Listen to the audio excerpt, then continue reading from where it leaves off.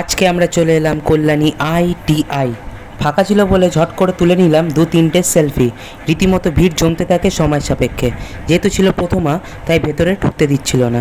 Line থেকে বেরিয়ে চলে গেলাম আশেপাশের দোকান দেখতে। সময়টা দুপুর ছিল বলে সব দোকান তখনও প্রপারলি খোলেনি। তার খানিকক্ষণ পর অ্যানাউন্স করে বিকেল 4টে থেকে ঢুকতে দেবে। সো উই আর ডান। তখন অলরেডি বেজে গেছিলো 3:30। সেই আধা ঘন্টা সময় হাতে নিয়ে চলে এলাম ITIর পাশে ফুড পার্কের প্যান্ডেল দেখতে। প্যান্ডেলটা বাইরে থেকে কমপ্লিট হয়ে গেলেও ভেতরটা ছিল ইনকমপ্লিট।